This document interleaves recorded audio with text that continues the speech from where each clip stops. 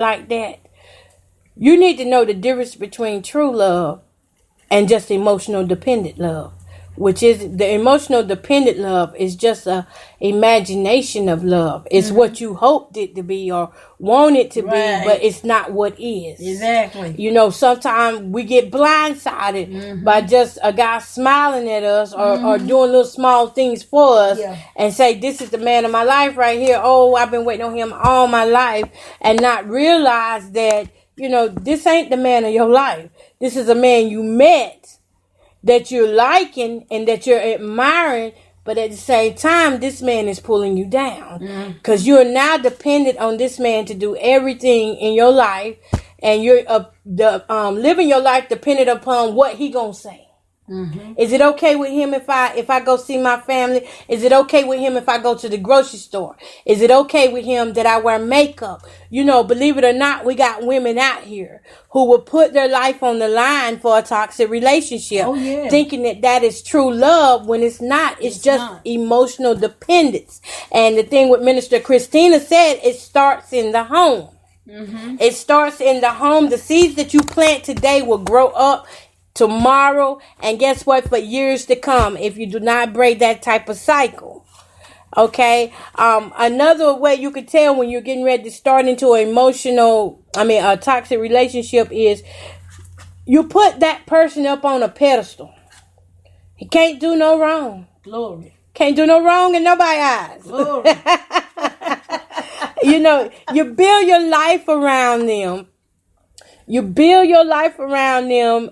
And you try your best to just really keep them looking good. Right. While you looking bad, you lose yourself. Right. They looking good, you bragging on them, but then when you go in public, they put you down. Yep. Way down. Way down. But you steady putting them up. That's a toxic relationship, folks. You know what? I've seen some people in relationship. I've seen people in relationship that have put their women's down. Lord. I went through it over 20 years. And it hurt me to see them go through it. Yeah. But you know what? I just had to go to those women and let them know, you are a beautiful queen. That's it. You are. Because they're toxic relationships. I'm telling you, if you let them get to you, the way you used to dress, you don't dress no more. The way your hair used to be fixed, you don't do nothing to your head. You lose yourself. You become the couch potato, as they say. Yeah. But now is the time where you got to get up off that couch and say, I'm not going to live like this no more.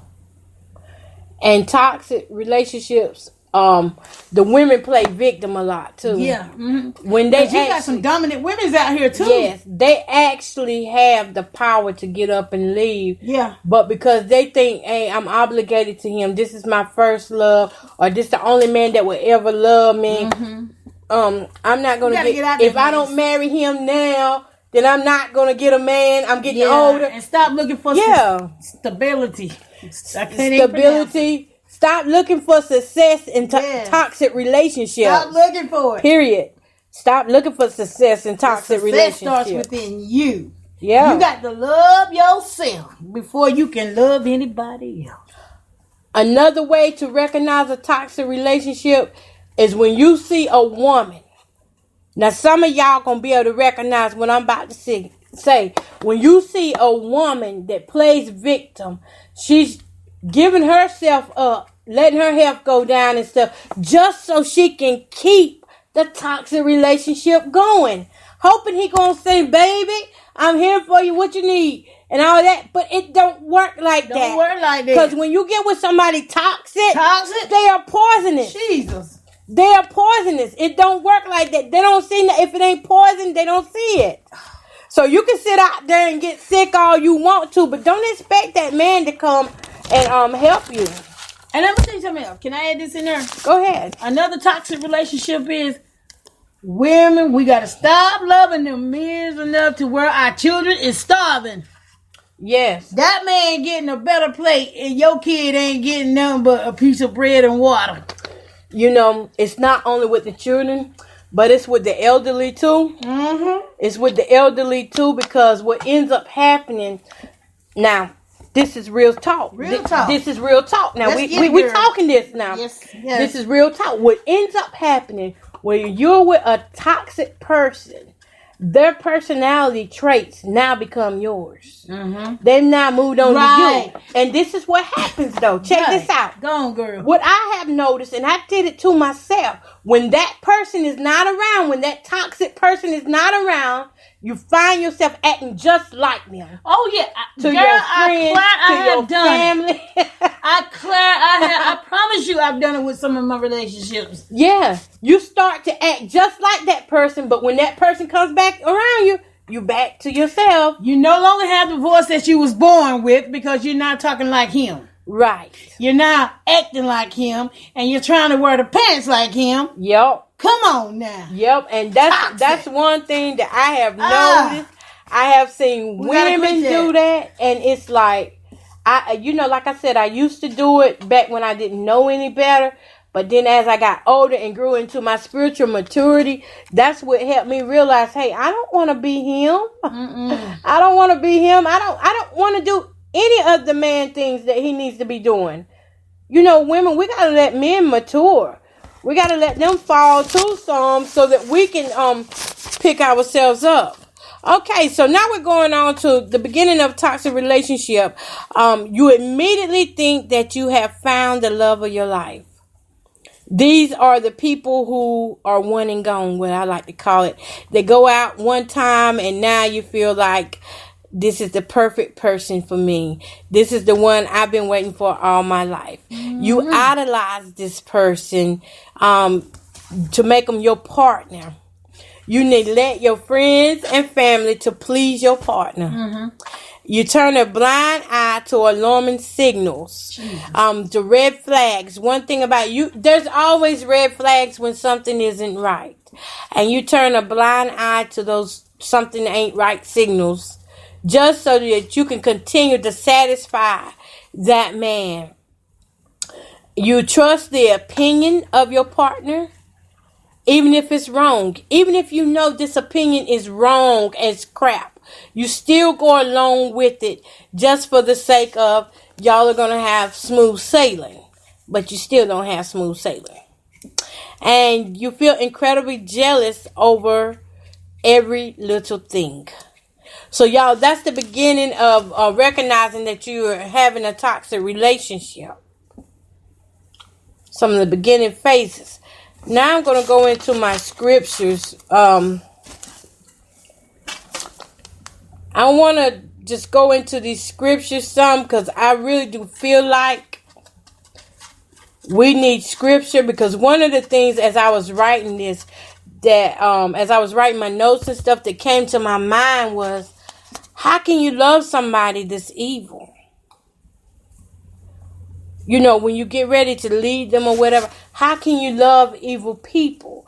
And it's so crazy that toxic relationships are nothing but evildoers. Evildoers that can sometimes, cause you to become toxic as well. Mm-hmm. So at the beginning, when you first meet people, and always when you're talking to people, one of the things I think you need to learn how to listen. You need to learn how to listen before you speak. Before you tell every detail about your life, you need to listen to what that person is saying. Because there's a red flag in there. When someone is toxic, they cannot hold it to themselves. They can't keep it to themselves. They might tell you a little something like, yeah, and you see what happened to her. You have to listen for those little signs. Mm-hmm. So if you're talking all the time trying to win this person over, then you're going to miss what they're really saying about themselves. They will actually tell you who they are, but are you listening? Are you listening? James 1:19 says, listening and doing. My dear brothers and sisters, take note of this. Everyone should be quick to listen, slow to speak, and slow to become angry. How many sisters out there get angry and jealous over the smallest little thing? Your man go in the store, a woman speaks to him, next thing you know, he's back in the car. Who that is? Oh, that's your baby mama. Yeah. You didn't tell me nothing about her. And it don't even got to be baby mama all the time. It could just be a woman that's just in there being nice. For instance, when I didn't tell you to hug her. Yeah, when I go in stores, if someone speaks to me, I speak back to them. Mm-hmm. And sometimes, that may be a problem for that woman that's out there in that car looking in. Mm-hmm. What are you saying to her? And sometimes you just need to listen to what a person is saying, and that will tell you who they are. All right. So Proverbs 17 and 28.